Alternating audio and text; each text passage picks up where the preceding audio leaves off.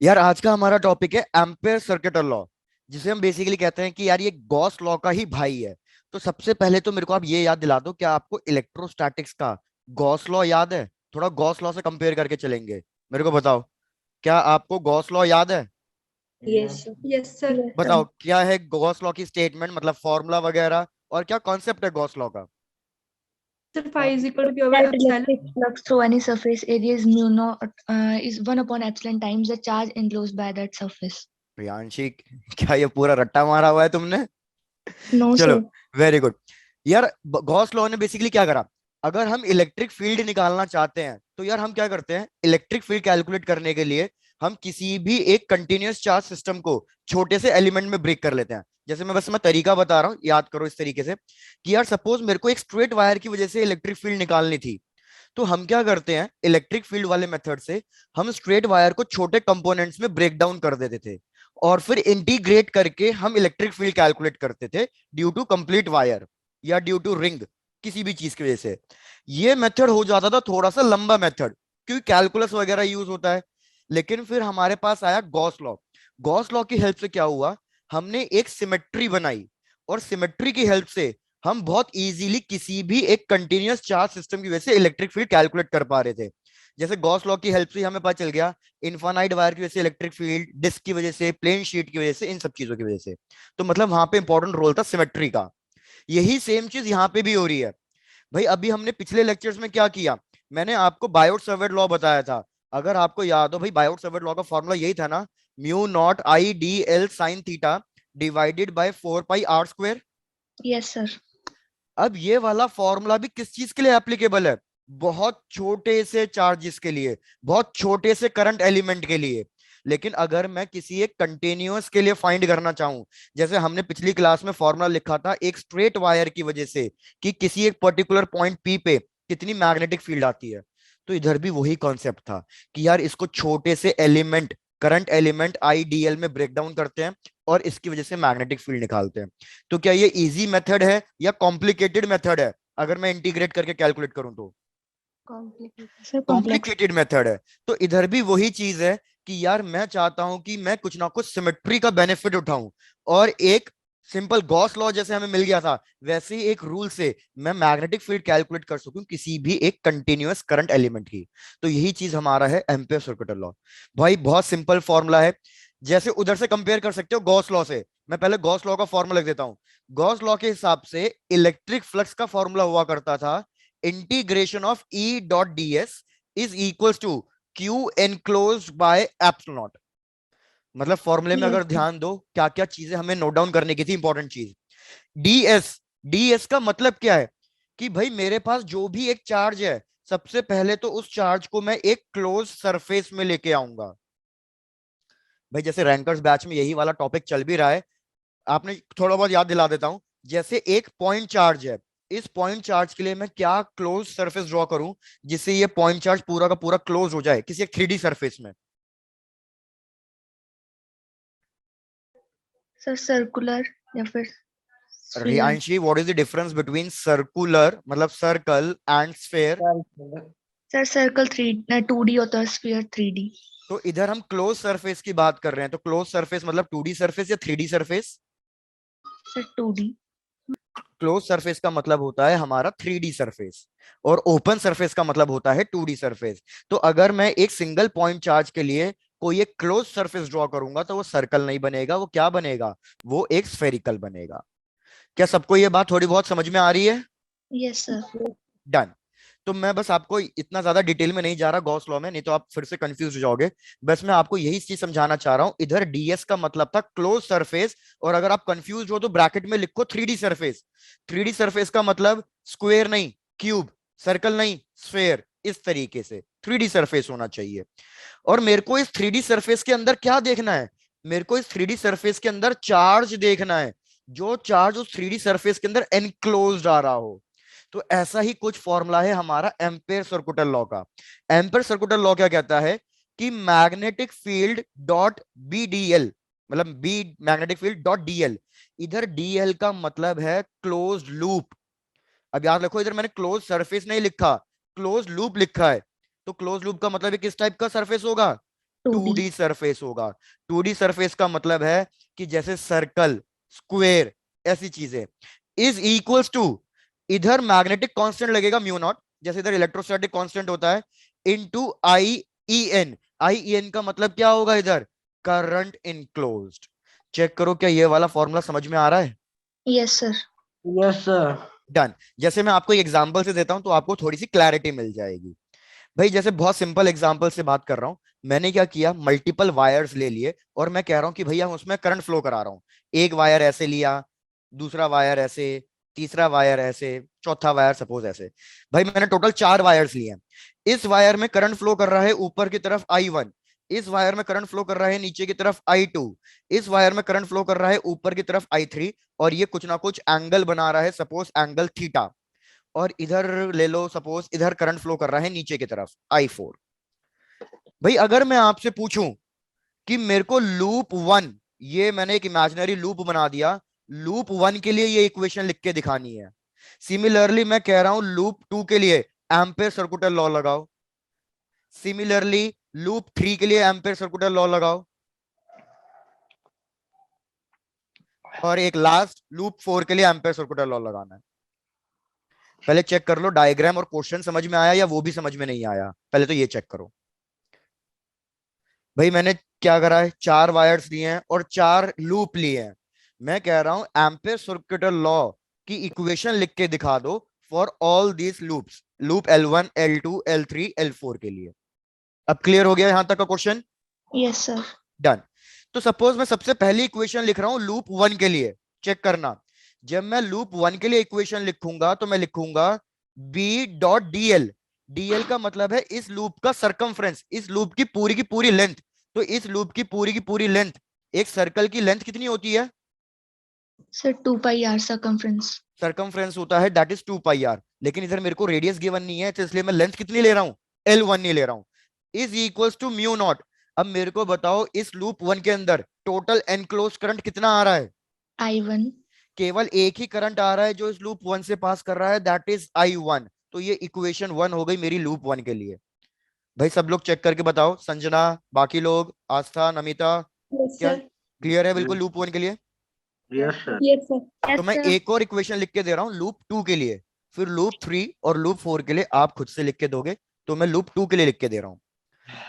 भाई अगर मैं लूप 2 के लिए बात करूं तो अब की बार मैं लिखूंगा B.dl। डीएल का मतलब फिर से वही टोटल लेंथ, मेरे को रेडियस नहीं गिवन है तो मैं लेंथ 2 ही लिख दूंगा, into equals to mu naught. अब मेरे को बताओ इस लूप 2 से टोटल कितना करंट पास हो रहा है? I1 plus I2. लेकिन I1 और I2 तो पास हो रहे हैं, लेकिन एक दिक्कत है, Opposite. I1 Minus. I1 ऊपर की तरफ है, I2 नीचे की तरफ है। तो एक तरीके से ये कह सकते हो कि I1 करंट एग्जिट आउट कर रहा है, वेयरएज I2 करंट एंटर कर रहा है। तो हम क्या करेंगे, इन दोनों करंट को सबट्रैक्ट कर देंगे। क्या ये वाली बात समझ में आ रही है? क्योंकि दोनों की sir. डायरेक्शन अपोजिट थी इसीलिए। भाई जैसे आपने करंट इलेक्ट्रिसिटी में पढ़ा होगा, एक जनरल चीज पूछ रहा हूं आपसे, करंट इलेक्ट्रिसिटी में पढ़ा होगा आपने। सपोज इधर से मैं करंट ले रहा हूं 5 एम्पियर्स, इधर मैंने करंट लिया 2 एम्पियर्स, तो मेरे को बताओ इस वाली वायर में कितना करंट फ्लो कर रहा होगा? Sir, 7. 7 ampere. नहीं भैया, हमारा किरचॉफ रूल, जंक्शन पे जितना करंट एंटर कर रहा है उतना ही करंट क्या करना चाहिए, एग्जिट आउट करना चाहिए। तो इस जंक्शन पे 5 एम्पियर का करंट एंटर कर रहा है, तो टोटल कितना करंट बाहर निकलना चाहिए? Sir, 5। तो अगर ऊपर 2 है तो नीचे कितना होना चाहिए? 3। 3. तो आपने बेसिकली क्या किया, आपने बेसिकली इन दोनों को सबट्रैक्ट किया। इन दोनों को सबट्रैक्ट क्यों किया? क्योंकि आपने देखा पॉइंट ओ पे 5 एम्पियर एंटर कर रहा है और 2 एम्पियर बाहर निकल रहा है, तो इन दोनों को सबट्रैक्ट करना था। तो बस वही चीज मैंने इधर भी करी है। अगर सबको क्लियर है तो यार मेरे को लूप 3 और लूप 4 के लिए इक्वेशन लिख के बता दो, ताकि मेरे को पता चल जाए कि भैया हाँ आपको एम्पियर सर्कुलर लॉ समझ में आ गया है। चलो, try to calculate for the loop 3 and Sir, loop loop- 4। Sir loop 4 के लिए 0 हो जाएगा क्योंकि कोई भी करंट नहीं है।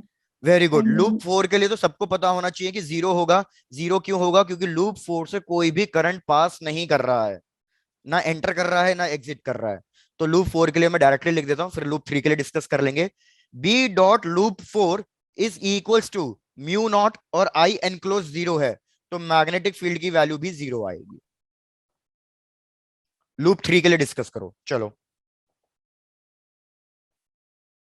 सर जो आपने एंगल बनाया है इसका भी कोई फर्क पड़ेगा? पता नहीं, वही मैं पूछना चाह रहा हूं, इसलिए तो दिया है क्वेश्चन।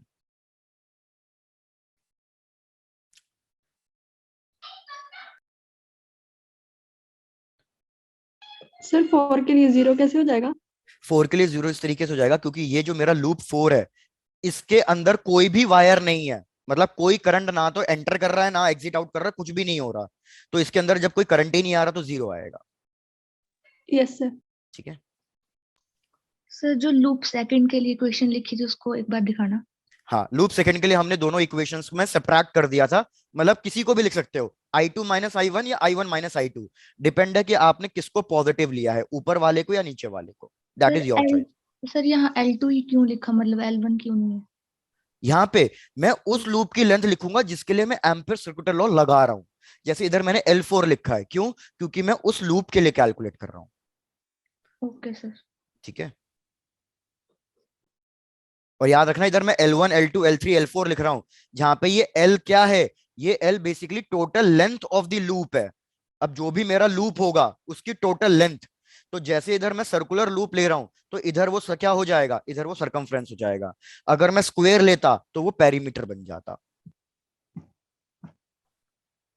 Sir, तो BL3 equal to हाँ बोलो ध्रुव। mu naught I3 minus I4. भाई वेरी गुड। अगर मैं लूप 3 के लिए देखूं तो लूप 3 के लिए आएगा म्यू नॉट। भाई मैंने देखा कि हमारा लूप 3 से कौन कौन सा करंट पास कर रहा है। लूप 3 से एक तो करंट ऊपर की तरफ जा रहा है I3 और एक नीचे की तरफ जा रहा है I4, मतलब दोनों अपोजिट डायरेक्शन में है, तो ये हो जाएगा I3 माइनस I4। भैया एंगल से कोई फर्क नहीं पड़ेगा। क्यों फर्क नहीं पड़ेगा? क्योंकि करंट हमारे पास कैसी क्वांटिटी है, करंट हमारे पास स्केलर क्वांटिटी है। ये वेक्टर एडिशन रूल फॉलो नहीं करता, तो इधर मैं उसको स्प्लिट वगैरह कुछ नहीं कर सकता। तो वायर मेरी एंगल पे रखी है या सीधी रखी है या कैसे रखी है, उससे कोई लेना देना नहीं है। हमें तो बस ये देखना है कि करंट कितना पास कर रहा है, नेट करंट। भैया सबको क्लियर हो गए चारों equations? Yes sir. Done done done. इसको कंप्लीट करो फिर आगे बढ़ते हैं। अब मैं आपको एप्लीकेशन बताऊंगा कि कहां कहां इसको हम अप्लाई करेंगे और कैसे इस क्वेश्चन को सॉल्व करेंगे। Done sir. डन। चलो भाई बहुत बढ़िया। तो यार जैसे मैंने बताया, अल्टीमेटली हमारे एम्पेयर सर्कुलर लॉ का बेनिफिट क्या है कि बहुत सारी चीजों के लिए मैं मैग्नेटिक फील्ड बहुत इजीली कैलकुलेट कर सकता हूं एम्पेयर सर्कुलर लॉ की हेल्प से। अदरवाइज मेरे को क्या करना पड़ेगा, इंटीग्रेशन वगैरह करना पड़ जाएगा, जो हम नहीं चाहते। अब अगर आपको याद हो, मैंने आपको लास्ट क्लास में बताया था, एक स्ट्रेट कंडक्टर की वजह से मैग्नेटिक फील्ड का फॉर्मूला याद दिलाओ, इनफाइनाइट स्ट्रेट कंडक्टर की वजह से। देखते हैं किसको सर याद है। Mu naught I upon 2 pi A। भाई बहुत बढ़िया। कि अगर मैं एक इनफाइनाइट स्ट्रेट वायर ले रहा हूं और इसकी वजह से मैं मैग्नेटिक फील्ड कैलकुलेट करूं, तो यहां साइड में लिख देता हूं। मैग्नेटिक फील्ड का फॉर्मूला होता था mu naught I divided by 2 पाई ए का मतलब जिस पॉइंट पे मैं मैग्नेटिक फील्ड कैलकुलेट कर रहा हूं। तो देखो अब हम इसको एम्पेयर सर्कुलर लॉ की हेल्प से कितना इजीली कैलकुलेट करेंगे। भाई मैंने कहा कि ये एक स्ट्रेट कंडक्टर है, इनफाइनाइट स्ट्रेट कंडक्टर, इसमें करंट फ्लो कर रहा है आई, कांस्टेंट करंट। मैं क्या करना चाहता हूं, इस पॉइंट पी पे, जो ए डिस्टेंस पे है, इस पॉइंट पी पे मैं मैग्नेटिक फील्ड कैलकुलेट करना चाहता हूं। तो अब आपको बस क्या इमेजिन करके बताना है, ध्यान देना जो मैं बोल रहा हूं। जैसे ये मेरी एक वायर है, इस पेन को वायर समझो कि भैया इसमें करंट फ्लो कर रहा है ऊपर की तरफ। ध्रुव तुम्हारा कैमरा ऑन है, प्लीज कैमरा ऑफ करो। कि इसमें करंट फ्लो कर रहा है ऊपर की तरफ आई। अब मेरे को बताओ कि इस वायर को किस टाइप के क्लोज लूप में रखना चाहिए जिससे सिमेट्री बन जाए। सिमेट्री का मतलब है कि उस क्लोज लूप से हर जगह इसका डिस्टेंस सेम आए। Sir cylindrical.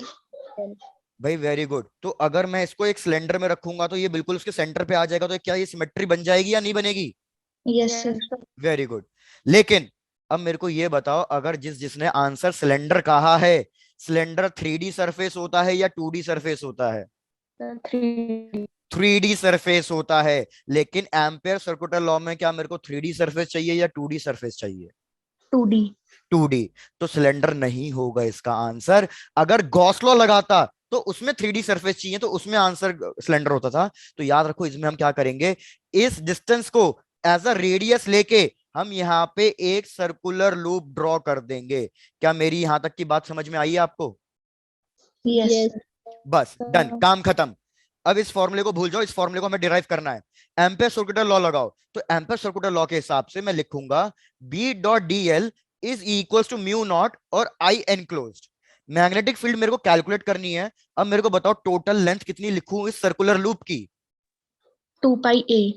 Very good. तो हमारे पास इस सर्कुलर लूप की जो टोटल लेंथ मतलब सरकमफ्रेंस आएगा वो 2 पाई ए आएगा, इक्वल्स टू म्यू नॉट। मेरे को बताओ इस सर्कुलर लूप में टोटल कितना करंट पास हो रहा है? Total I। I current pass हो रहा है। तो देखो तो यार आपका विद इन 2 स्टेप आंसर आ तो गया, म्यू नॉट आई बाय 2 पाई ए। क्या सबको क्लियर है कि क्या यूज था एम्पेयर सर्कुलर लॉ का? Yes sir। Done। तो अब मैं आपको एक इंपॉर्टेंट कॉन्सेप्ट करा रहा हूँ इसी के बेसिस पे। स्ट्रेट कंडक्टर का हमने फाइंड कर लिया, अब हम कैलकुलेट करेंगे फॉर हॉलो सिलेंडर। तो सब उसको समझने की कोशिश करना। भैया अगर यहां तक सबका हो गया तो बढ़ चलूं आगे? Yes sir। चलो डन। क्या बात है, आज सब थोड़ा डल डल रिस्पॉन्स दे रहे हैं भैया। हाउस दी जोश, सही है जोश? Yes sir। Yes sir. अगर मैंने पूछा हाउस दी जोश तो मतलब तुम्हारा जोश ठीक नहीं तो तुम बोलते है हाय सर। चलो छोड़ो, आ जाओ भैया नेक्स्ट वाले पे। हॉलो सिलेंडर की बात करनी है हमें। क्वेश्चन को ध्यान से देना जो मैं समझाना चाह रहा हूँ। हॉलो सिलेंडर कि भैया मेरे पास एक हॉलो सिलेंडर है और उसमें हमारे पास करंट फ्लो कर रहा है। ये हॉलो सिलेंडर अज्यूम कर लो इनफाइनाइटली लॉन्ग है, बहुत बड़ा है ये हॉलो सिलेंडर। इसके पेरीफ्री पे मतलब इसके सरकमफ्रेंस पे करंट फ्लो कर रहा है। अब आप इसको इमेजिन कैसे कर सकते हो, इस तरीके से इमेजिन कर लो कि यार अगर मैं एक पेन ले रहा हूं, पेन में से रिफिल निकाल दो तो ये हमारा पेन अंदर से हॉलो बन जाएगा। अगर ये पेन अंदर से हॉलो बन जाएगा तो ये क्या बन गया? ये एक हॉलो सिलेंडर बन गया। क्या आपको ये चीज इमेजिन हो रही है? Yes sir। Yes sir. Done. अब मैं क्या कह रहा हूं कि जो भी करंट फ्लो कर रहा है वो इस पेन के अंदर से फ्लो नहीं कर रहा। जो भी करंट फ्लो कर रहा है वो ये जो पेन का प्लास्टिक पार्ट है, सिर्फ बाउंड्री जो है, सिर्फ उस बाउंड्री पे फ्लो कर रहा है। क्या आपको ये चीज इमेजिन हो गई है? Yes sir। बढ़िया। अब हमें क्या कैलकुलेट करना है, ध्यान दो भैया। मेरे को कैलकुलेट करना है मैग्नेटिक फील्ड 2 पॉइंट्स के लिए। First point magnetic field in the interior region, और दूसरा पार्ट मेरे को कैलकुलेट करना पड़ेगा magnetic field at the exterior region. ध्यान देना ये कॉम्पिटिटिव एग्जाम्स के लिए हल्का सा इंपॉर्टेंट है। मैग्नेटिक फील्ड कैलकुलेट करनी है इंटीरियर रीजन में और एक्सटीरियर रीजन में। बस मैं यहां पे ड्रॉ कर देता हूं कि भैया करंट सिर्फ आउटर पेरिफ्री पे ही फ्लो कर रहा है। इमेजिन करना थोड़ा सा आपका काम है। इसका रेडियस ले लो, टोटल जो रेडियस है इसका that is suppose capital R या ए ले लो। चलो ए ले लो। अब फर्स्ट पार्ट देखो, इंटीरियर रीजन के लिए कैलकुलेट करना है तो भैया मैं फिर से एक एम्पियरन लूप बनाऊंगा और वो हमारे पास एक सर्कुलर लूप होगा। स्ट्रेट वायर के लिए हो या सिलेंडर के लिए हो, वो हमेशा रहेगा सेम सर्कुलर लूप। चेक करो क्या यहां तक की भी बात क्लियर हो गई? Yes sir। Yes sir. बढ़िया। अब देखो मैंने अगर ये एम्पीरियन लूप बनाया है, इसका रेडियस कुछ भी रैंडम ले लो। इसका रेडियस सपोज मैंने लिया आर, तो मेरे को बताओ एम्पेयर सर्कुलर लॉ की अब इक्वेशन क्या लिखूं मैं इस एम्पीरियन लूप के लिए? चलो बताओ। बी डॉट कितना लिखूं? 2 pi r। 2 pi R, very good, is equals to mu naught. Enclose current कितना लिखूं? Sir 0 क्योंकि इंटीरियर है। Very good. भाई मेरे को लगा सबको समझ में नहीं आया क्योंकि सिर्फ एक ही बच्चे ने रिस्पॉन्ड किया। क्या आई एनक्लोज सबको समझ में आ रहा है कि 0 क्यों हो रहा है? Yes sir. भैया जब हमारा, मैंने आपको कहा कि मेरा करंट सिर्फ इस पेन के प्लास्टिक पार्ट पे, सिर्फ सरकमफ्रेंस पे फ्लो कर रहा है, पेरीफ्री पे, तो मैं अगर अंदर एक छोटा सा सर्कल ड्रॉ कर दूं तो उससे कोई करंट फ्लो नहीं करेगा। तो आई एनक्लोज 0 तो मतलब इंटीरियर रीजन पे, interior of a hollow cylinder, magnetic field कितनी आएगी? Zero। मैग्नेटिक फील्ड 0 आएगी। अब क्वेश्चन ने बोला है कि फाइंड करनी है एक्सटीरियर पॉइंट पे। तो अब आप क्या करोगे, आप एक एम्पियरन लूप लोगे और वो एम्पियरन लूप इस सिलेंडर के रेडियस से बड़ा होना चाहिए। ये मेरा एम्पियरन लूप हो गया। इसको भी मैं आर रेडियस ही लेके चलूंगा क्योंकि मैं रैंडम रेडियस ले रहा हूं। इसको भी मैंने ऐसी आर ले लिया। तो अब मतलब को बताओ इसके लिए एम्पियरन सर्कुलर लूप क्या लगाऊंगा, क्या इक्वेशन लगाऊं इसके लिए? Sir b dot 2 pi r is equal to mu naught I। तो म्यू नॉट, अब मैंने कहा कि इसको एनक्लोज करने के लिए मैंने एक बड़ा सर्कल बना दिया। तो भाई इस बड़े सर्कल में कितना करंट फ्लो कर रहा होगा? उतना ही करंट फ्लो कर रहा होगा जो इस पेन से फ्लो कर रहा है। तो दैट इज म्यू नॉट आई। तो अगर आप देखो कि जो मेरा इस हॉलो सिलेंडर के लिए एक्सटीरियर फॉर्मूला आ रहा है, क्या वो इनफाइनाइट वायर जितना सेम नहीं आ रहा? Mu naught I by 2 pi R. और इधर Yes, mu naught sir. I by 2 pi है। तो इसी से आप क्या कंक्लूड करोगे कि हॉलो सिलेंडर के अंदर वाले रीजन में मैग्नेटिक फील्ड 0 होती है, लेकिन जब मैं उसके एक्सटीरियर पॉइंट पे कैलकुलेट करना चाहूंगा तो हमारा हॉलो सिलेंडर किसकी तरह एक्ट करता है, वो एक इनफाइनाइट वायर की तरह ही एक्ट करता है। Yes, sir. प्रज्वल चेक करके बताओ, कोई डाउट है तो। शांत, No, sir. डन, समझ में आ रहा है सबको? Yes, sir. ओके, तो भैया इसी बात पे कर दो छपाई, नोट डाउन कर डालो मतलब पूरा। Done, sir. डन, सक्षम हो गया तुम्हारा भी प्रशांत? सर। ठीक है, डन, चलो आगे बढ़ता हूं। भैया आगे बढ़े, ये भी एक एनसीईआरटी का ही पार्ट है। अब देखते हैं ये आप सही से सॉल्व कर पाते हो या नहीं कर पाते, फिर एक क्वेश्चन दे दूंगा इसी पे। अब हम बात कर रहे हैं सॉलिड सिलेंडर की। सॉलिड सिलेंडर की अगर मैं बात कर रहा हूं तो सॉलिड सिलेंडर किधर गया भैया, ये रहा सॉलिड सिलेंडर। अब इसमें भैया हर वक्त, मतलब सॉलिड सिलेंडर मतलब जैसे हमारे घर में वायर्स होती हैं कि भैया उस वायर में हर एक पॉइंट पे करंट फ्लो कर रहा है, सिर्फ आउटर पेरिफेरी पे नहीं, हर जगह करंट फ्लो कर रहा है। तो इधर भी करंट, इधर भी करंट, हर जगह करंट फ्लो कर रहा है। टोटल करंट कितना फ्लो कर रहा है? टोटल करंट फ्लो कर रहा है आई, और इसका जो रेडियस है, इसका रेडियस मैंने ले लिया कैपिटल आर। फिर से वही करना है हमें। हमें क्या कैलकुलेट करना है? मैग्नेटिक फील्ड कैलकुलेट करनी है 2 पॉइंट्स पे। सबसे पहले इसमें इजी होगा अगर मैं एक्सटीरियर पॉइंट के लिए कैलकुलेट करूं तो सबसे पहले एक्सटीरियर पॉइंट के लिए खुद से कैलकुलेट करो आप, एक्सटीरियर पॉइंट के लिए मैं नहीं बताऊंगा। और सेकेंड पॉइंट हम कैलकुलेट करेंगे इंटीरियर के लिए, इंटीरियर के लिए मैं आपकी हेल्प करूंगा। तो पहले सब लोग एक्सटीरियर के लिए कैलकुलेट करके मेरे को आंसर बताओ। एक्सटीरियर का मतलब क्या हुआ, रिपीट कर देता हूं, कि आपको एक लूप ड्रॉ करना है जो इससे बड़ा हो। तो इस वाले पेन को मेरा सॉलिड सिलेंडर मानो, और मेरे को एक लूप ड्रॉ करना है जो इससे बड़ा हो, उसके लिए कैलकुलेट करो।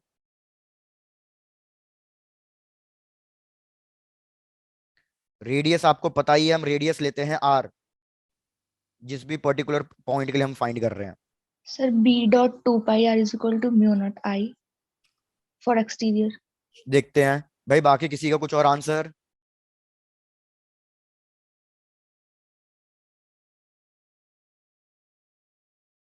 भाई बाकियों को भी आंसर निकालने देखते हैं।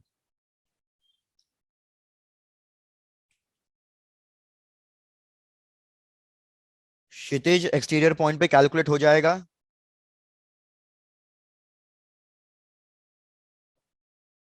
सुहानी? Yes, sir. ओके, सुहानी क्या बात है, आजकल बड़ा शांत शांत रहने लग गई हो। अनीश? Yes, sir. कैलकुलेट हो गया है क्या? Yes, sir. बताओ आंसर। So B हाँ, dot 2 pi r आगे? is equal to mu naught I. Very good. तो यार इसका भी अगर मैं देखूं एग्जैक्टली वही इक्वेशन बन रही है, B into 2 pi R is equal to mu naught. और कितना एनक्लोज करंट होगा? जितना भैया इस पूरे सिलेंडर पे फ्लो कर रहा था उतना ही करंट इस बड़े वाले लूप से भी फ्लो कर रहा होगा। तो अगर मैं फिर से देखूं, मेरा फॉर्मूला एग्जैक्टली फिर से वही आ रहा है जो एक इनफाइनाइट वायर का आया था।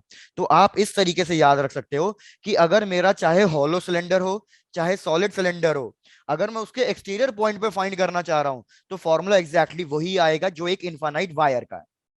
अब आ जाते हैं इंटीरियर वाले पॉइंट पे। तो यार अगर मैं इंटीरियर वाले पॉइंट पे कैलकुलेट करूं तो यहां पे एक ये लूप बना लेता हूं मैं, इंटीरियर वाले पॉइंट पे। भैया अगर ये इंटीरियर वाले पॉइंट पे मैं कैलकुलेट करना चाहता हूं तो अब मैं इक्वेशन लिख रहा हूं, चेक करना आप सबको समझ में आ रही है नहीं आ रही। इक्वेशन होगी B into 2 pi R is equal to mu naught. लेकिन अब टोटल करंट आई फ्लो नहीं कर रहा होगा, कुछ ना कुछ आई डैश कर रहा होगा, मतलब आई से कम कर रहा होगा। क्या सबको समझ में आ रहा है ये वाली बात कि आई से कम क्यों कर रहा होगा? Yes, sir. बिल्कुल। तो मैं एक बार समझा देता हूं अगर किसी को डाउट हो तो। भाई सपोज एग्जांपल इस तरीके से है, मैं कह रहा हूं कि ये मैंने बहुत ही ब्रॉड एक पाइप लिया है जिसमें से वाटर फ्लो कर रहा है, इस पूरे पाइप में वाटर फ्लो कर रहा है। अगर इस पूरे पाइप में से वाटर फ्लो कर रहा है, इस पाइप के अंदर ही मैंने एक छोटा सा लूप ड्रॉ कर दिया, छोटा सा सर्कल ले लिया, तो इस छोटे से सर्कल से क्या उतना ही पानी फ्लो करेगा जितना पूरे पाइप से फ्लो कर रहा था? No, sir. नहीं, उससे कुछ ना कुछ कम ही फ्लो करेगा। तो वही सेम चीज यहाँ पे भी हो रही है कि भैया ये कुछ ना कुछ कम करंट फ्लो कर रहा होगा, दैट इज आई डैश। तो अब हमारा टारगेट क्या रह गया? अब हमारा टारगेट हो गया कि इस आई डैश की वैल्यू को निकालना। तो आई डैश की वैल्यू हम कैसे निकालते हैं? आई डैश की वैल्यू हम यूनिटरी मेथड से निकालते हैं। यूनिटरी मेथड का मतलब है total current divided by total area, कि मतलब ये करंट टोटल कितने एरिया से फ्लो कर रहा था। तो भैया ये total current 2 pi a square वाले एरिया से फ्लो कर रहा था, क्योंकि एरिया टोटल था ए। इनटू मेरे को कितने एरिया का निकालना है? मेरे को एरिया का निकालना है पाई a स्क्वायर। मैंने एरिया का फॉर्मूला गलत रख दिया, सॉरी। पाई a स्क्वायर, और यहां पे भी गलत रख दिया, that is pi r square. एक बार रिपीट कर देता हूं, चेक कर लो। मैंने कहा कि बेसिकली जो मैं आई एनक्लोज्ड निकालना चाहता हूं वो मैं यूनिटरी मेथड से निकालूंगा। यूनिटरी मेथड का मतलब होता है total current divided by total area, कितने एरिया से वो करंट फ्लो कर रहा है, इनटू आप कितने एरिया का कैलकुलेट करना चाहते हो। तो अगर आप इधर नोटिस करो, पाई और पाई कट जाएगा, तो मेरे आई डैश की वैल्यू कितनी आएगी? I by A square into R square. Okay. ये वैल्यू रख दो पीछे वाली इक्वेशन में, और मेरे को फाइनल बताओ मैग्नेटिक फील्ड कितना आ रहा है। चलो, try to calculate. Final answer बताओ अब अपने आप कैलकुलेट करके भैया कितना आ रहा है।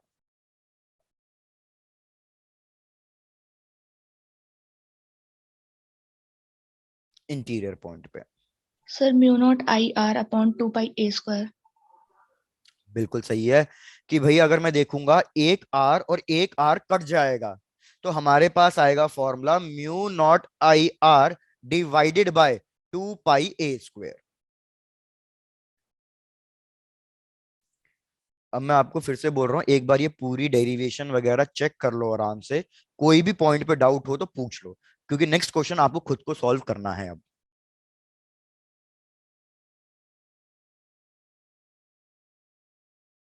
Done, sir. डन, चलो भाई, बहुत बढ़िया। तो अगर आप सबको समझ में भी आ गया है तो ये देखो, ये क्वेश्चन एक बार आया हुआ है, लाइक बोर्ड एग्जाम में आया हुआ है, लेकिन आप आराम से चेक करके देख लो आपसे सॉल्व हो रहा है या नहीं हो रहा। भैया हमें गिवन है एक सॉलिड सिलेंडर।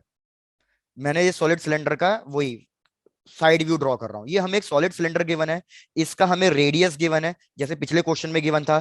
क्या रेडियस है इसका? रेडियस है ए। इसमें टोटल कितना करंट फ्लो कर रहा है? इसमें टोटल करंट फ्लो कर रहा है आई। बिल्कुल एग्जैक्टली वही पीछे वाला सिनेरियो है। क्वेश्चन क्या कैलकुलेट करने के लिए बोल रहा है? क्वेश्चन कह रहा है कि भैया हमें मैग्नेटिक फील्ड कैलकुलेट करके दो और उनका रेशियो निकालो। कहां पे कैलकुलेट करनी है? उसने बोला सेंटर से a/2 डिस्टेंस इंटीरियर पे, और सेंटर से a/2 डिस्टेंस एक्सटीरियर पे। मतलब मैं आपको समझा देता हूं क्वेश्चन ने कहां कहां कैलकुलेट करने के लिए बोला है, मैं लूप ड्रॉ करके दे देता हूं। भैया जैसे कि ये मेरे सिलेंडर का टॉप व्यू है। अगर मैं एक सिलेंडर का टॉप व्यू देखूं तो कैसा दिखाई देगा मेरे को? एक सर्कल। Circle. इसका रेडियस क्वेश्चन में दिया हुआ है ए। मेरे को निकालना है magnetic field first point a/2, centre से a/2 डिस्टेंस पे। तो मैं यहां पे एक अपना लूप ड्रॉ करूंगा, और इस लूप का रेडियस कितना लूंगा? इस लूप का रेजिस्टेंस A लूंगा by 2. a/2। तो पहले इस वाले के लिए कैलकुलेट करना है। दूसरा उसने बोला कि बाउंड्री से a/2 डिस्टेंस बाहर जाओ। बाउंड्री से a/2 डिस्टेंस बाहर गया, तो इस एक्सटीरियर पॉइंट पे मैग्नेटिक फील्ड निकालो और इन दोनों का रेशियो लो। क्या कोई ऐसा है जिसको क्वेश्चन नहीं समझ में आया? फिर से समझाना है? No, sir. भाई अगर किसी को क्वेश्चन नहीं समझ में आया हो तो फिर से पूछ लेना, बाकी समझ में आ गया है तो वर्किंग स्टार्ट करो अपनी, try to solve the question. Board exam type का ही, बोर्ड टाइप क्वेश्चन है, बस ये सिंपल क्वेश्चन ही है।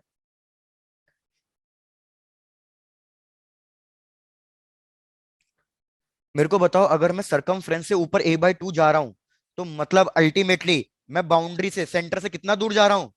Sir, A by A by 2. Very good. तो मतलब मैं बाउंड्री से जा रहा हूं a+a/2 दूर, तो मतलब ये हो जाएगा 3a/2। अब इतना तो मैंने बता ही दिया, अब सॉल्व करना काम आपका है। चलो स्टार्ट।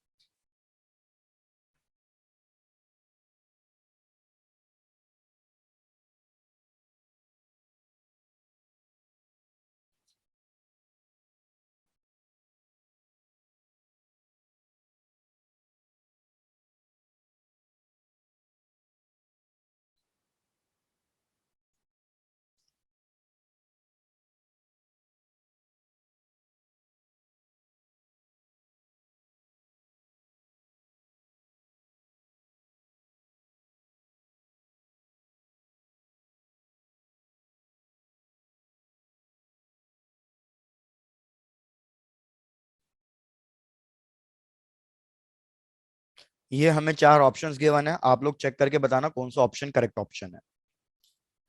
2 मिनट दे रहा हूं, सॉल्व कर लो आराम से, या तो आंसर चैट बॉक्स में लिख दो या फिर मैं नहीं तो पोल कंडक्ट करूंगा।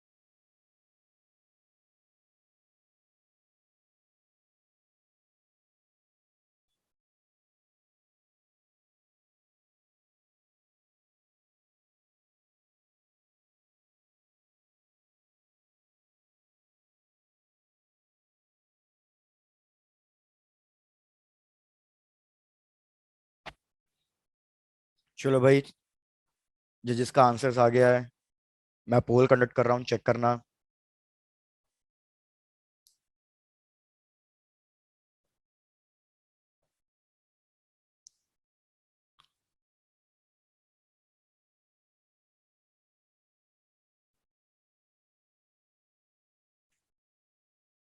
यार तुक्का मत मारना, मतलब कैलकुलेट करना सबके सब।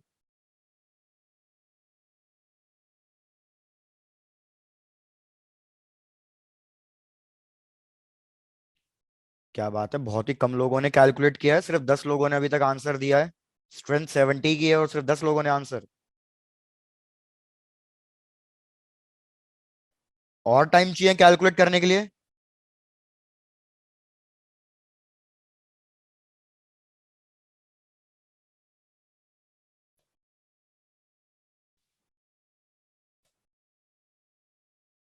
भाई बहुत ही डल रिस्पॉन्स, 1 मिनट में सिर्फ 20 बच्चों ने रिस्पॉन्ड किया है, बहुत ही डल। और मेरे को यही करना पड़ेगा कि आप सब आंसर चैट बॉक्स में लिख के भेजोगे ताकि मैं पकड़ लूं भैया कौन कौन अब एक्टिव है। कोई फायदा नहीं।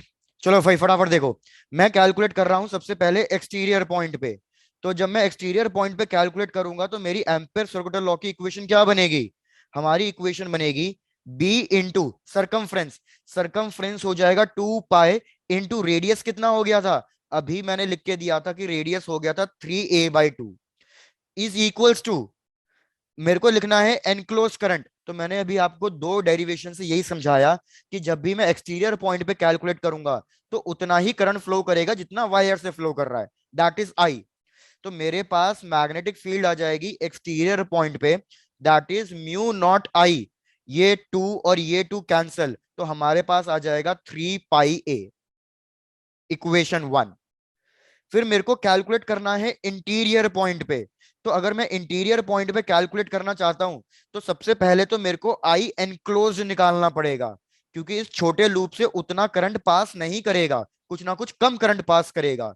तो यूनिटरी मेथड के अकॉर्डिंग टोटल करंट, टोटल कितने एरिया से पास कर रहा है ये करंट? पाई ए स्क्वायर से।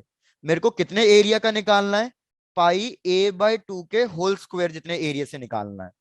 तो भैया अगर इसको आप सॉल्व करोगे तो हमारा पाई पाई कैंसिल हो जाएगा, हमारे पास आएगा I dash is equals to I a² into 4, 2 का स्क्वायर। a² भी कट गया, मतलब हमारे पास आएगा I/4।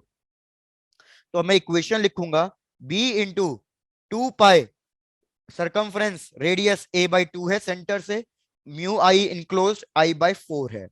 फिर से 2 2 कैंसिल हुआ, तो अब की बार हमारे पास मैग्नेटिक फील्ड कितनी आ रही है?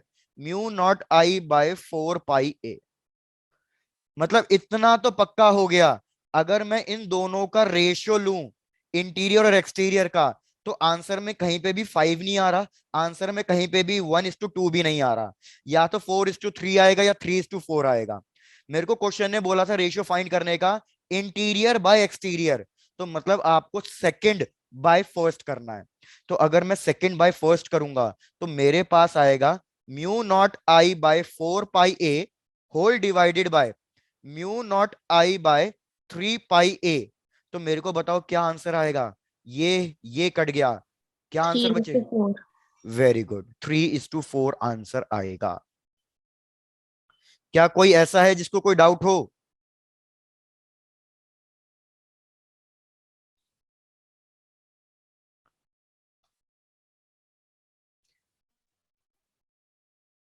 कर लो भैया नोट डाउन। आज तुम लोग मेरे को लीस्ट इंटरेस्टेड लग रहे हो, करो टाइम पास। सर नो कर दिया। कर दिया, चलो किसी का तो आया।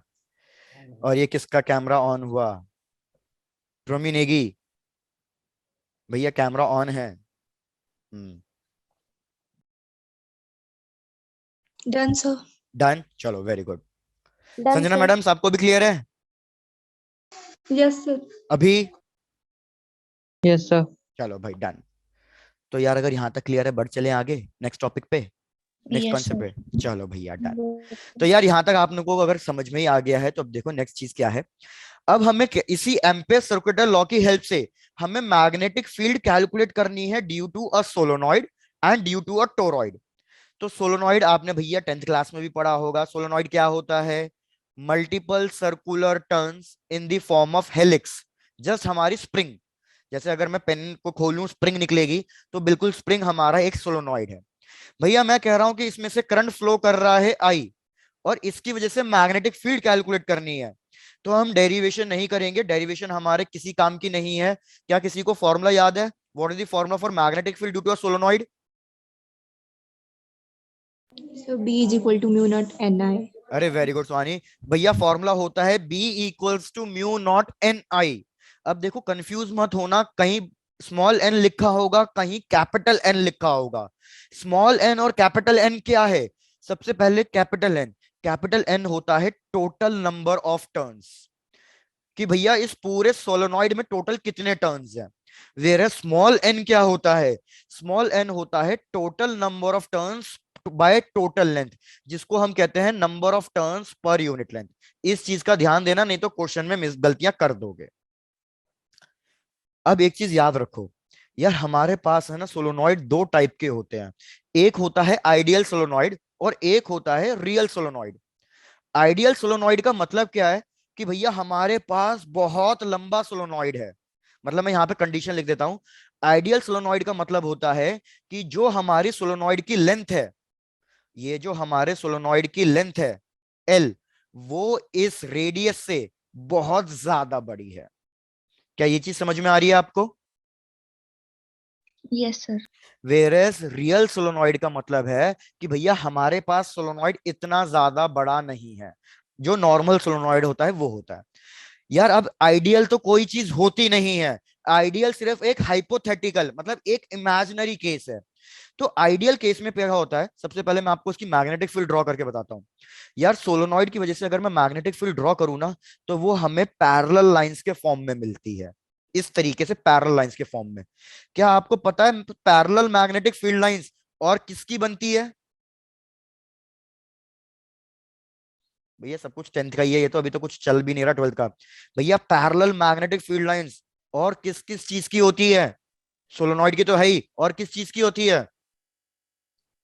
सर बार मैग्नेट है। वेरी गुड ध्रुव। तो याद रखो हमारा सोलोनॉइड में जब भी करंट फ्लो करेगा वो किसकी तरह एक्ट करता है?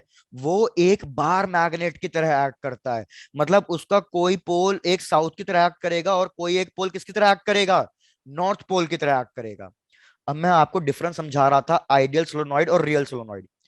यार आइडियल सोलोनॉइड के केस में क्या है, ये सोलोनॉइड मेरा इतना ज्यादा लंबा है कि हमारी आउटसाइड रीजन में, मतलब अगर मैं यहाँ पे मैग्नेटिक फील्ड कैलकुलेट करना चाहूं तो यहाँ पे मैग्नेटिक फील्ड कितनी होती है? 0 होती है। तो अगर आप चाहे तो यहाँ पे डिफरेंस की तरह लिख सकते हो कि आइडियल सोलोनॉइड के लिए अगर मैं मैग्नेटिक फील्ड कैलकुलेट करूं आउटसाइड पॉइंट पे, तो वो कितनी मिलती है? हमें 0 मिलती है। लेकिन ऐसा रियल सोलोनॉइड में नहीं होता। रियल सोलोनॉइड के अंदर क्या होता है, ये हमारा एक छोटा सा सोलोनॉइड होता है, तो इसकी मैग्नेटिक फील्ड कुछ ना कुछ क्लोज्ड लूप बना रही होती है, जैसे बार मैग्नेट की होती है। अगर वो एक क्लोज लूप बना रही है तो आउटसाइड वाले रीजन में हमारी मैग्नेटिक फील्ड जीरो नहीं होगी। हाँ, लेकिन जो भी होगी वो बहुत वीक वैल्यू होगी, लेकिन जीरो नहीं होगी। क्या ये डिफरेंस समझ में आया आपको? Yes, sir. डन। तो यार एक चीज देखो, मेरे पास दिक्कत क्या है, हम सोलोनॉइड यूज करते हैं यूजली इलेक्ट्रोमैग्नेट्स के लिए, इलेक्ट्रोमैग्नेट बनाने के लिए। तो भाई अगर ये मैंने एक सोलोनॉइड लिया, इसके अंदर एक आयरन मटेरियल डाल दिया इलेक्ट्रोमैग्नेट बनाने के लिए, तो दिक्कत क्या है, इसके अंदर तो मैग्नेटिक फील्ड होगी ही होगी, लेकिन इसके बाहर भी मैग्नेटिक फील्ड प्रोड्यूस हो जाएगी। तो ये हमारे लिए एक डिसएडवांटेज हो गया कि भैया मेरे को बाहर भी मैग्नेटिक फील्ड मिल रही है, बल्कि मैं बाहर मैग्नेटिक फील्ड नहीं चाहता, मैं तो सिर्फ इसके अंदर मैग्नेटिक फील्ड चाहता हूं। तो इसलिए यूजली हम सोलोनॉइड की जगह एक और सेटअप लेते हैं, और वो सेटअप हमारा ये पर्पस पूरा कर देता है। उस सेटअप का नाम है टोरॉइड। टोरॉइड, या फिर इसको दूसरे नाम से कहा जाता है एंकर रिंग। क्या आपने कभी टोरॉइड देखा है? No, sir. कभी घर में कोई इलेक्ट्रिक डिवाइस खोला है? मेरे ख्याल से No. नहीं खोला, बस ठीक है। Yes. खोला है। आप सबको टोरॉइड देखा होगा जिसने कुछ भी इलेक्ट्रिकल डिवाइस खोला होगा, लेकिन आजकल के बच्चे खुराफाते हैं नहीं, वो इतना पेन लेते नहीं। सब खोले लेकिन पता नहीं था टोरॉइड किसको बोलते हैं। चलो बताता हूँ टोरॉइड क्या है। यार बेसिकली आप इस तरीके से मानो, आप सबके किसी ना किसी घर में स्पाइरल बाइंडिंग नोटबुक तो होगी ना, स्पाइरल बाइंडिंग वाली। बिल्कुल। तो अगर मैं स्पाइरल बाइंडिंग ले लूं, मल्टीपल सर्कुलर टर्न्स है सिलेंडर के फॉर्म में, तो वो हो गया हमारा सोलोनॉइड। आपको क्या करना है, उस स्पाइरल बाइंडिंग को बेंड करके एक सर्कुलर फॉर्म में बनाना है।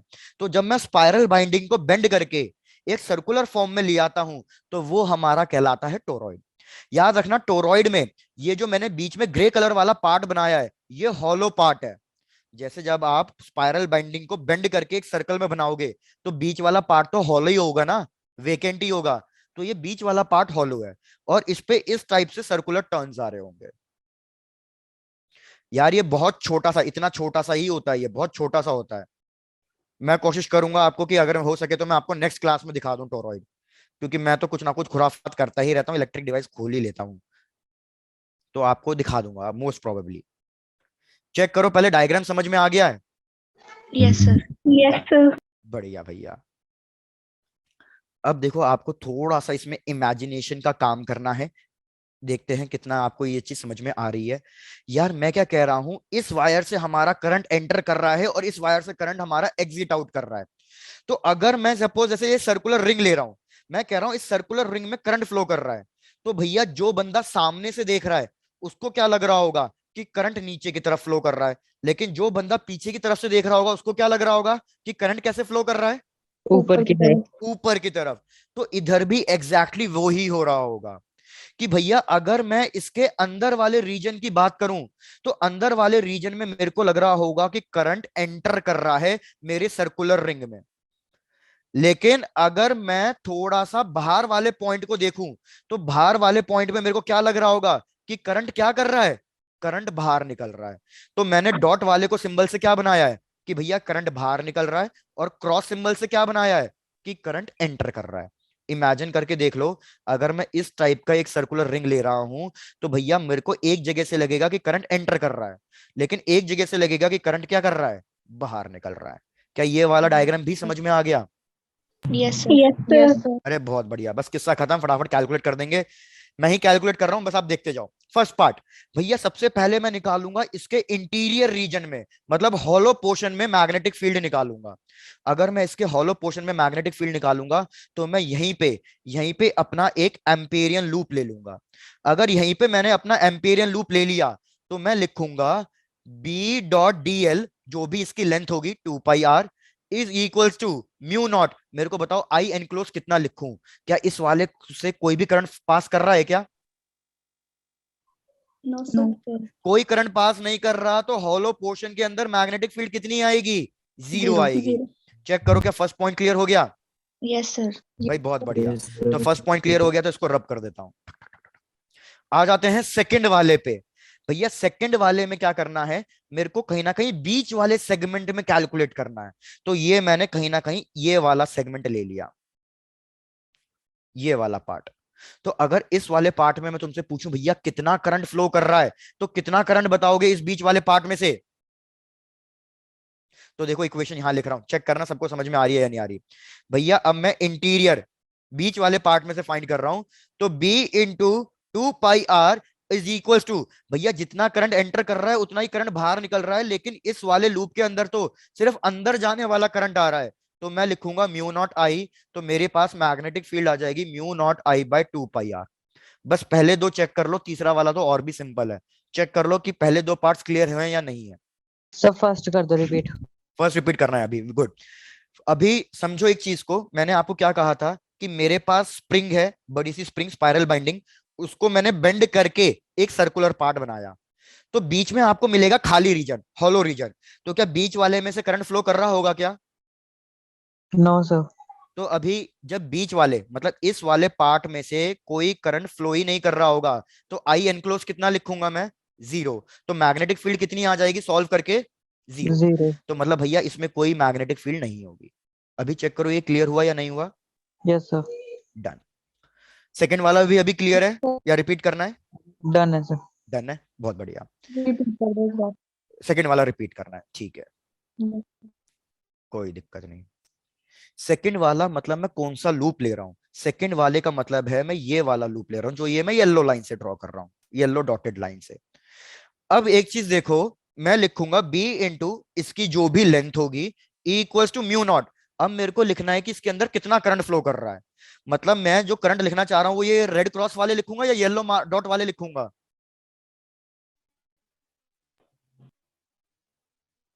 भाई बोलो, मेरे को आई एनक्लोज लिखना है तो क्रॉस रेड क्रॉस वाले की वैल्यू लिखूं या येलो डॉट वाले की वैल्यू लिखूं?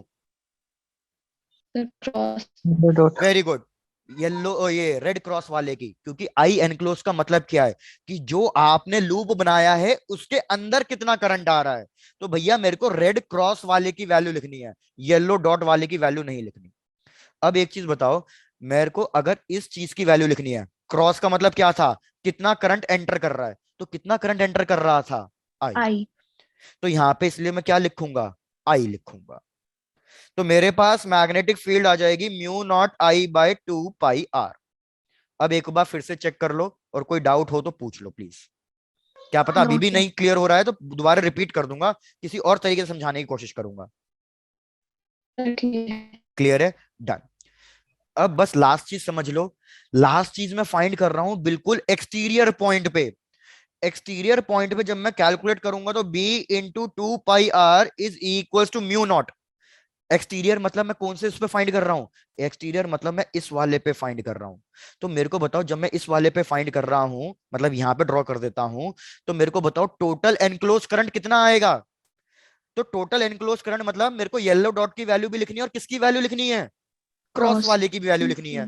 भैया जितना करंट एंटर कर रहा था उतना ही करंट बाहर भी निकल रहा है, लेकिन दोनों की डायरेक्शन अपोजिट हो गई। तो डायरेक्शन अपोजिट हो जाती है तो हम क्या करते हैं? दोनों को सब्ट्रैक्ट करते हैं, दोनों की वैल्यू सेम है, तो हमारे पास करंट इनक्लोज कितना आ जाएगा फिर से? Zero. Zero. तो फिर से मैग्नेटिक फील्ड कितनी आएगी? Zero. जीरो आएगी। तो देखो टोरॉइड मेरा वो पर्पस सॉल्व कर रहा है। क्या पर्पस सॉल्व कर रहा है? कि भैया टोरॉइड के अंदर क्या होता है, मैग्नेटिक फील्ड सिर्फ जो ये वायर थी उन्हीं के अंदर फॉर्म होगी, उसके बीच वाले पोर्शन में और उसके बाहर वाले पोर्शन में कोई मैग्नेटिक फील्ड फॉर्म नहीं होती। तो ये एक एडवांटेज हो गया। क्या सबको समझ में आया ये? Yes, sir. डन। अब मैं आपको बताता हूं, अगर आपने कभी फैन वगैरह खोला हो तो आपने ये देखा होगा कि मतलब कोई इलेक्ट्रिकल डिवाइस की कॉपर वायर्स के ऐसे मल्टीपल टर्न्स बने होते हैं। Yes sir. Yes sir. Yes, sir. तो यार ये भी तो टोरॉइड ही हो गया, ये भी एक तरीके का टोरॉइड हो गया। तो इसके यहाँ पे मैग्नेटिक फील्ड 0, यहाँ पे बस मैं इस रीजन के अंदर ही मैग्नेटिक फील्ड बनेगी। क्या बात क्लियर हो गई है? Yes, sir. Yes sir. बाकी टेंशन ना लो, मैं आपको टोरॉइड दिखा दूंगा, कोई दिक्कत वाली बात नहीं है। यहां तक नोट डाउन कर लो और कोई डाउट हो तो पूछ लो। Done, sir. डन। चलो भाई, बहुत बढ़िया।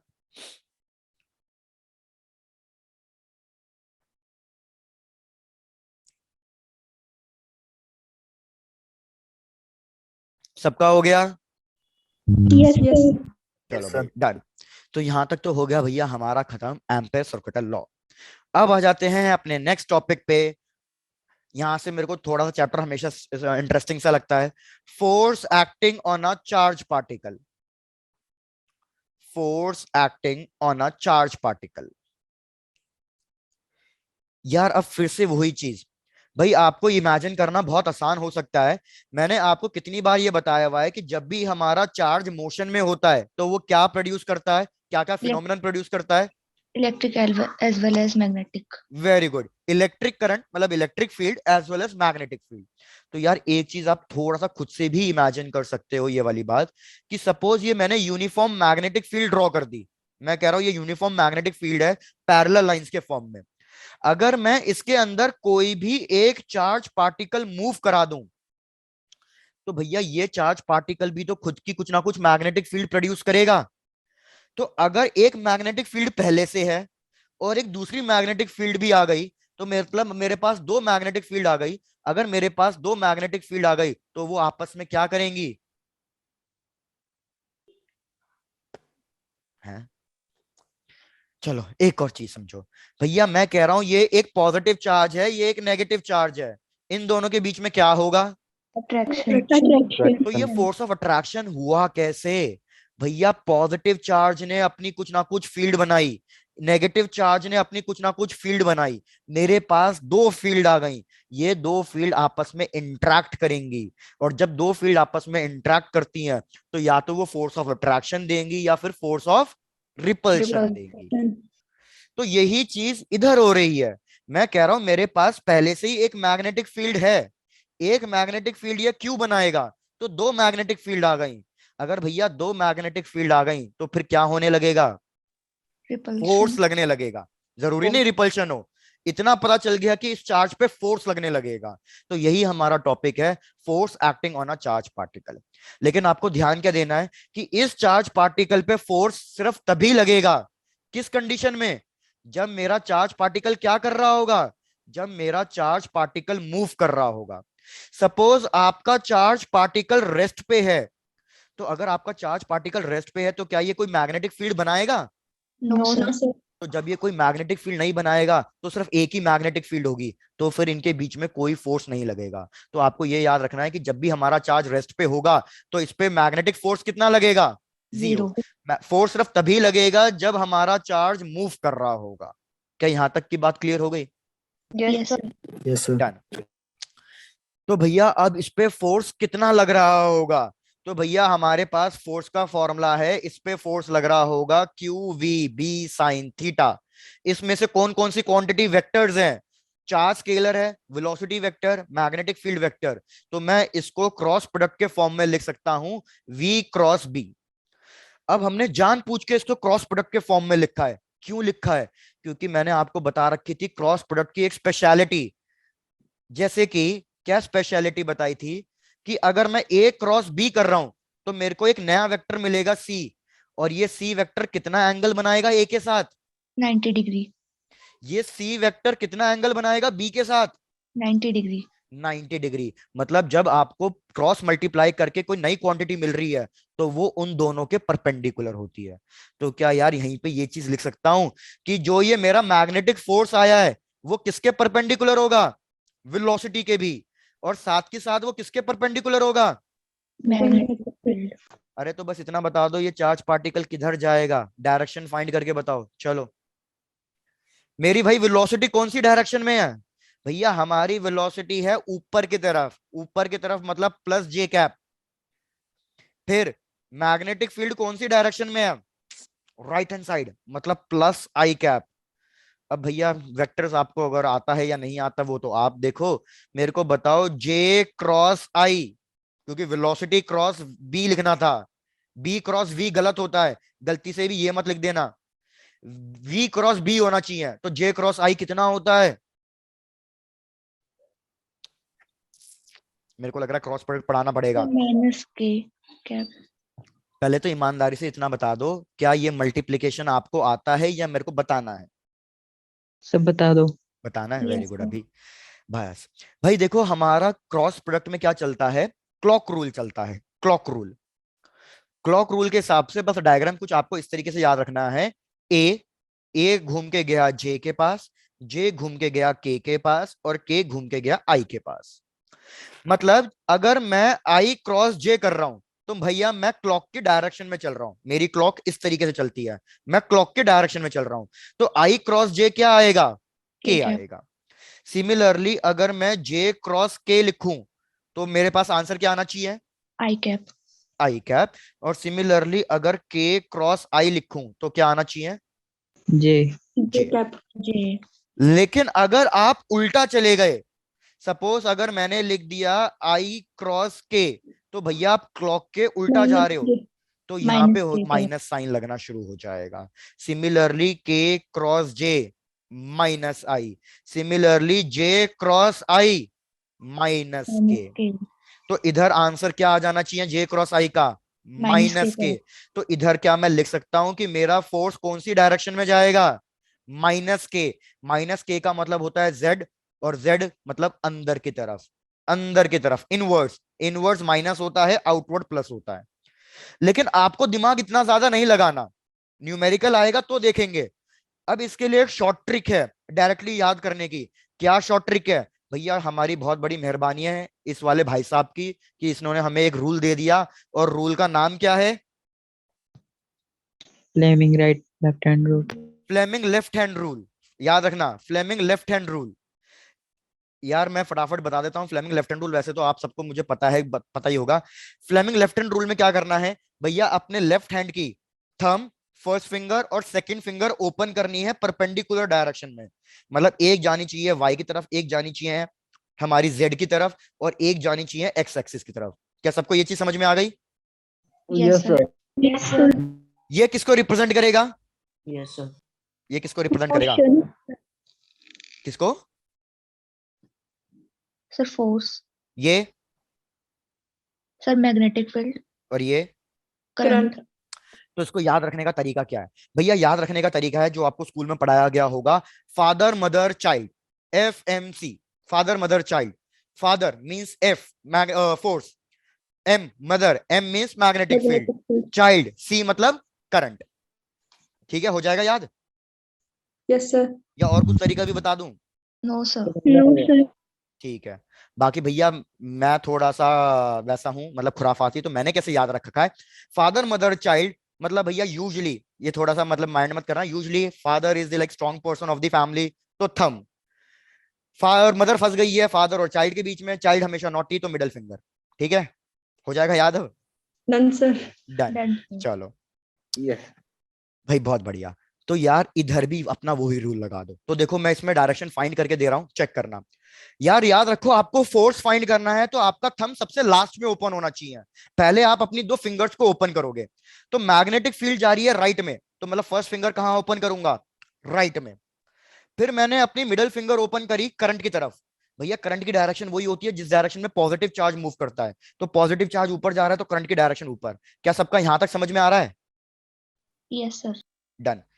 अब मेरे को बताओ थंब किधर ओपन हो रहा है मेरा? भाई मेरा thumb towards the screen open हो रहा है। सब लोग अपने हाथ को ओपन करके चेक कर लो। मेरा थंब आप लोगों को पॉइंट आउट कर रहा है, और आपका थंब मेरे की तरफ पॉइंट आउट कर रहा है। Yes sir. Yes, sir. तो आपको क्या याद रखना है? जब आपका थंब सामने वाले की तरफ पॉइंट आउट करे तो उसको हम कहेंगे इनटू द प्लेन या फिर इनवर्ड्स। इनटू द प्लेन या इनवर्ड्स, और वो माइनस जेड एक्सिस होती है। क्या ये चीज समझ में आ गई? Yes sir. डन। तो इसको कंप्लीट कर लो, और कुछ डाउट लगे तो भैया पूछ लो।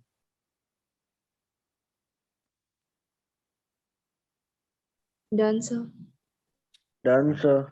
भाई बढ़िया।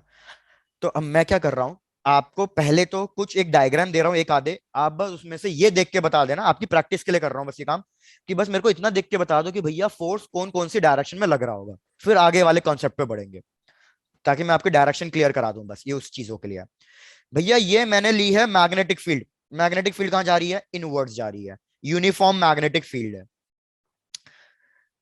इस मैग्नेटिक फील्ड के अंदर मैंने पॉजिटिव चार्ज लिया जो मूव कर रहा है ऊपर की तरफ, तो वेलोसिटी है ऊपर की तरफ। तो चलो देख के बताओ भैया इस पे फोर्स किधर लग रहा होगा? Left side. भाई बहुत बढ़िया हिमराज। चेक कर लेते हैं, चेक करना सबको ये चीज हो रही है नहीं हो रही। भाई मैग्नेटिक फील्ड अंदर की तरफ, मतलब मेरी फिंगर आपकी तरफ पॉइंट आउट होनी चाहिए, फर्स्ट फिंगर। चार्ज जा रहा है ऊपर की तरफ, तो करंट गया ऊपर की तरफ। फर्स्ट फिंगर अभी भी आपकी तरफ है और सेकंड फिंगर मेरी ऊपर की तरफ है, तो थंब ओपन कर रहा हूं तो किधर आ रही है भैया? Left hand side. मेरे को ऐसा लगा नहीं समझ में आया, आया या नहीं आया इतना तो बताओ। Yes, sir. Done. Yes, sir. Next example देख लेते हैं भैया, नेक्स्ट एग्जांपल। चलो इसमें ऐसा कर लेते हैं कुछ।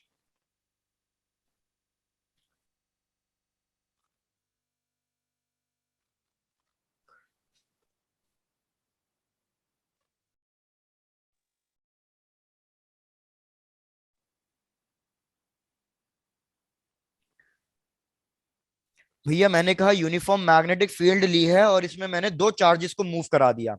चार्ज Q1 वो बेचारा राइट हैंड साइड जा रहा है, charge Q2 negative charge Q2 वो ऊपर की तरफ जा रहा है। तो मेरे को बताओ Q1 पे फोर्स किधर लगेगा और Q2 पे फोर्स किधर लगेगा? बस ये एक एग्जांपल दे रहा हूं, इसके बाद कहानी आपको क्लियर हो जाए। Where will the force acting on the Q1 and Q2?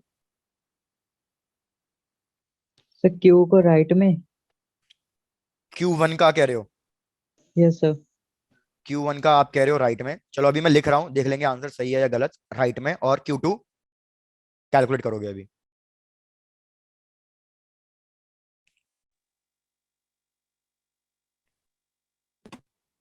Sir, minus Z axis.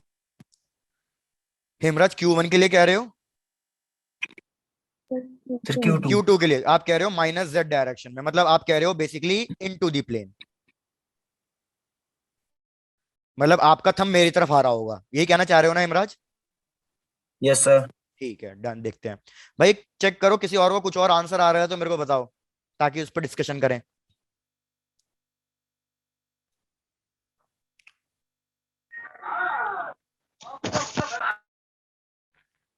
तो भैया किसी और का कुछ आंसर नहीं आ रहा, तो मैं देखता हूँ आंसर क्या है। सबसे पहले बात करता हूं Q1 की। तो याद रखो भैया Q1 पे कोई फोर्स नहीं लग रहा होगा, Q1 पे जो फोर्स लगेगा दैट विल बी जीरो। ऐसा क्यों हो रहा है भैया? आप पीछे वाले फॉर्म उसमें देख लो, इधर QV भी साइन थीटा होना चाहिए। तो इधर क्या मेरा चार्ज पार्टिकल पैरेलल जा रहा है या 90 डिग्री के एंगल पे जा रहा है? Q1 मैग्नेटिक फील्ड के पैरेलल जा रहा है, तो एंगल कितना बनेगा? एंगल बनेगा 0 डिग्री, और साइन 0 डिग्री कितना हो गया? 0 हो गया। 0। संजना पहले आप ये चेक करके बताओ कि आपको Q1 का क्लियर हुआ या रिपीट Yes, करना है? sir. वो देखने नहीं आ रहा सर, कैसे देखना है? देखो संजना, मैग्नेटिक फील्ड किधर है, ये तो फिंगर से कॉन्सेप्ट तो क्लियर है आपको Sanjana? Yes, sir. Magnetic field आपने इस तरफ ड्रॉ करी, मतलब first finger right hand side open करी आपने, हाँ या ना? Yes, sir. डन। संजना आप देखो Q1 जो है वो भी राइट हैंड साइड जा रहा है, मतलब मेरी दोनों फिंगर्स इधर जा रही हैं। क्या इन दोनों के बीच में 90 डिग्री का एंगल बना? No, sir. लेकिन फ्लेमिंग ने कंडीशन क्या बोली थी भैया? एंगल 90 डिग्री का बनना चाहिए। तो जब वो कंडीशन ही नहीं हो रही तो कैसे कैलकुलेट करोगे? तो इस पे कोई फोर्स नहीं लगेगा, फोर्स जीरो है। तो आपको इससे क्या याद रखना है, जब भी मेरा चार्ज पार्टिकल पैरेलल या एंटी पैरेलल मूव करेगा तो उस केस में फोर्स हमेशा कितना लगेगा? जीरो लगेगा। तो आप क्या कर लो, यहां पे कंडीशन लिख लो, अगर मेरा चार्ज पार्टिकल रेस्ट पे है तो भी जीरो, या फिर अगर मेरा चार्ज पार्टिकल 0 या 180 डिग्री का एंगल बना रहा है तो भी फोर्स कितना आएगा? तो भी फोर्स जीरो ही आएगा। संजना क्या फर्स्ट कॉन्सेप्ट क्लियर है? Yes, sir. चलो डन। अब सेकंड वाले पे आ जाते हैं। भाई सेकंड वाले के लिए मैग्नेटिक फील्ड है राइट हैंड साइड, तो अपनी फर्स्ट फिंगर को तो पहले राइट हैंड साइड ओपन कर दो। चेक करो सबको, यहां तक की भी बात क्लियर है? मैंने first finger right hand side open कर दी। Yes, sir. डन। अब मेरे को बताओ कि भैया सेकंड फिंगर किधर ओपन करनी चाहिए? सेकंड फिंगर किधर ओपन करनी चाहिए? और ऊपर।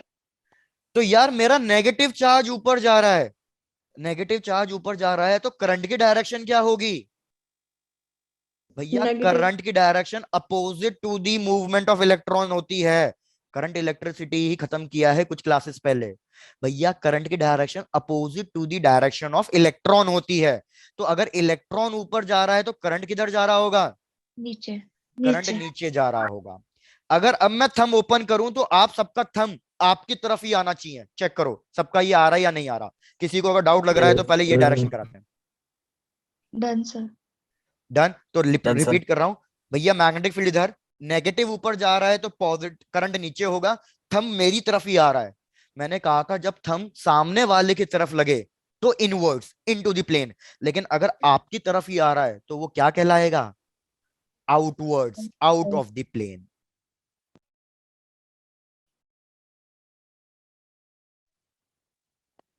तो बस इस एग्जांपल से मेरे को यही चीज क्लियर करानी थी। अब इससे ज्यादा कुछ अभी नहीं कर रहे हैं, आप बस आराम से चेक कर लो कि यहां तक आपको समझ में आया है या नहीं आया है। फिर एक क्वेश्चन होमवर्क के लिए दूंगा, उसको आराम से नेक्स्ट क्लास में डिस्कस करेंगे। Sir, आगे. आ गया है? चलो भाई बहुत बढ़िया। अगर सबको समझ में आ गया है तो क्वेश्चन देखो। क्वेश्चन क्या है? सिंपल सादा क्वेश्चन है कि भैया हम, और ये आया हुआ क्वेश्चन है, बहुत साल पहले आया हुआ, रिसेंट का तो नहीं है ये, कि भैया हमें ये मैग्नेटिक फील्ड गिवन है, यूनिफॉर्म मैग्नेटिक फील्ड अंदर की तरफ। भाई ये कह रहा है कि मैंने इसके अंदर 3 चार्ज पार्टिकल को मूव कराया। कौन कौन से 3 चार्ज पार्टिकल हैं? एक है इलेक्ट्रॉन, एक है प्रोटॉन, या इसका उल्टा कर लो, इसका उल्टा कर लेते हैं कि भैया मैंने जो 3 चार्ज पार्टिकल हैं उनका मूवमेंट शो कर रहा हूं मैं। एक चार्ज पार्टिकल बिल्कुल सीधा जा रहा है, एक चार्ज पार्टिकल इधर जा रहा है, और एक चार्ज पार्टिकल इधर जा रहा है। Suppose this is A, this is B, this is C. तो आपको बताना है ए कौन सा चार्ज पार्टिकल होगा, बी कौन सा होगा, और सी कौन सा होगा। चेक करो क्या क्वेश्चन समझ में आया? Yes, sir. डन। रिपीट कर देता हूं बाकी। भैया क्वेश्चन के अकॉर्डिंग मैग्नेटिक फील्ड अंदर की तरफ है, मैंने चार्ज पार्टिकल्स लिए हैं और उन सबका पाथ ड्रॉ करके दिया है आपको कि एक चार्ज पार्टिकल राइट में जा रहा है, एक चार्ज पार्टिकल लेफ्ट में जा रहा है, एक चार्ज पार्टिकल बेचारा सीधा ही जा रहा है, वो कुछ नहीं कर रहा। तो आपको बताना है कि ए कौन से चार्ज पार्टिकल का पाथ होगा, बी कौन से का होगा, और सी कौन से का होगा। तो बस इतना आपको डिस्कस करके नेक्स्ट क्लास में तक बताना है। Done done done. Yes, sir. Done, sir. चलो भैया, तो कुछ डाउट हो तो पूछ लेना, बाकी आज के लिए इतना ही है। था बाय बाय, टेक केयर।